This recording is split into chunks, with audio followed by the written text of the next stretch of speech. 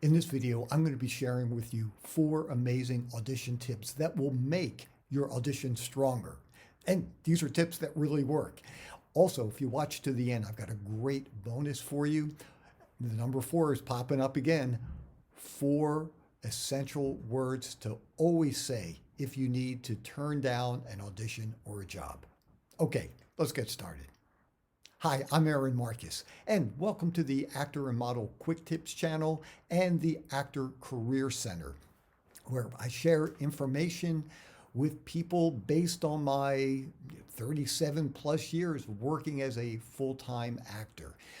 If you haven't done this yet, don't forget, click the subscribe button, the notification bell, that way you always know when I upload a new video. I try to do it every Tuesday, depending on my schedule. And if you like the video, give it a thumbs up. That's really helpful. And also, if you have any audition tips, please share it in the comment section. Okay, tip number 1. The very first thing you need to decide on after you've gotten the sides is whose scene is it? And the reason why this is so important, especially for people who, if you're just getting started and you're auditioning primarily for, day player roles, most of the time, the scene is not about you. And look, I'm not saying that it's not crucial. Look, a writer is not going to write a single word, pay you almost $1,100 for an 8-hour day, if you're a member of SAG-AFTRA, and give you a trailer and get residuals and things like that, unless it's really important. So even though it might be really important, this scene still might not be about you. And if you try to make the scene about you, you're not going to get the job. Let me give you a great example. Is a number of years ago, I was helping a friend of mine who was casting a project. He asked me if I would come in as a reader. There was a guy who was reading for the role of a bartender. The one line that the bartender says to the star of this project is, "What would you like to drink?" Well, this guy came in and he did not understand the concept that the scene was not about him. He was setting up the scene for something to happen with the star. But he wanted to show the casting director and hopefully the director that he's powerful, he's talented, he's going to really dig deep into his role. And he's looking at me and he says,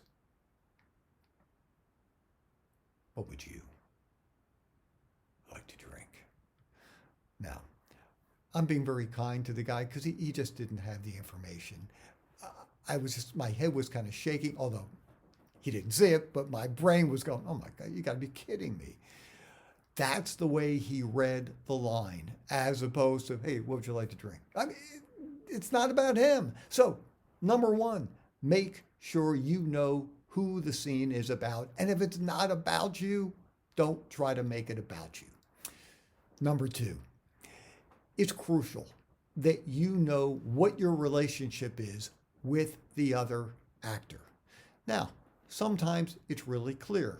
Maybe you are the teacher, this is a student, maybe it's a parent, and all that information is given to you. Sometimes it's not. Once again, I'd like to give real examples. This was my 15th audition for the Netflix show House of Cards. By the way, if you're not familiar with House of Cards, a number of years ago, it was the very first streaming show. And Netflix put it together. They gave the producers a certain amount of money for 2 years of shows. There was nothing shot ahead of time, no pilot. Here's a bunch of money, because they had some very well-known people involved with it.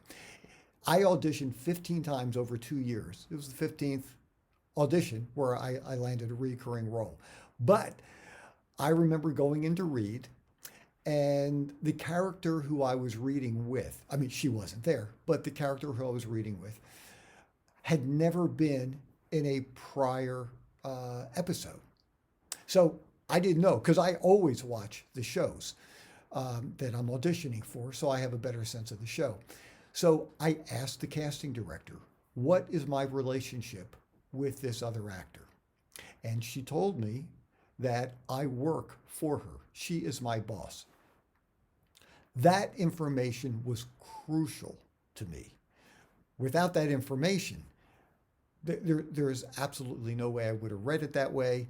And who knows, look, maybe I would have booked it anyway, but my audition was much stronger. My choices were much better. So always make sure you know what the relationship is with the person that you're reading with.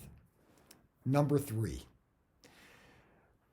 I know that we can be really excited. We go in, the casting, if you're going in to see a casting director, and if you are, and the casting director says, okay, action, or get started whenever you're ready, whatever it is, the casting director is indicating it's time to start. Look, just remember, this is your time. You have no control over who gets booked. You have no control over what they think. You have complete control over your audition.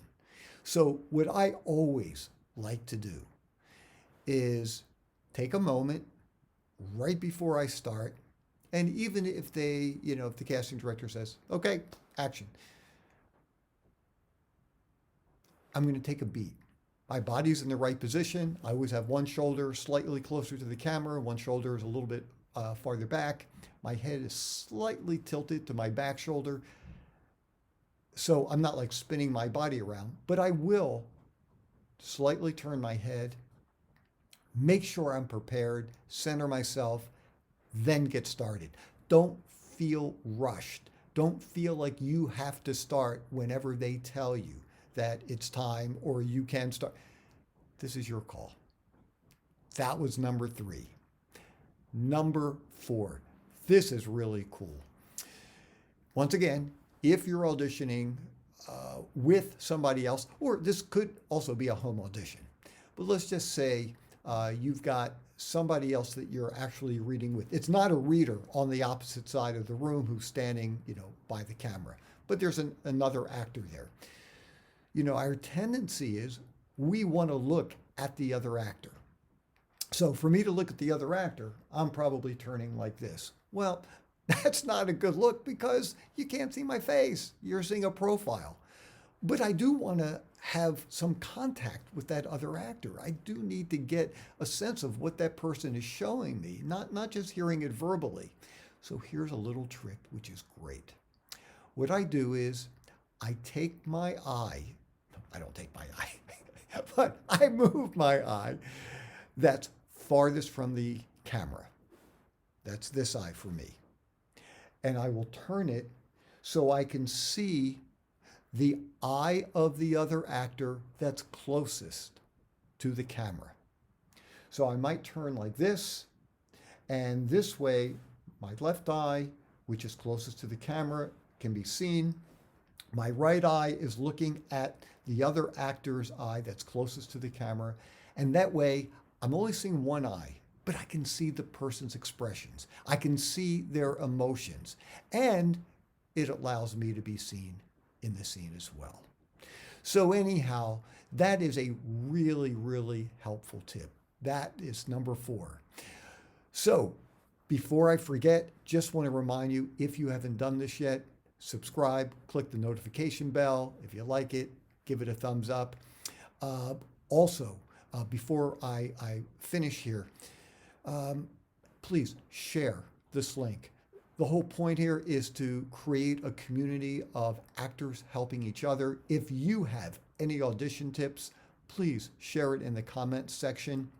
If you've tried any of these ideas, if they've worked for you, let us know. If they haven't worked for you, let us know. Look, there are millions of ways of having success auditioning.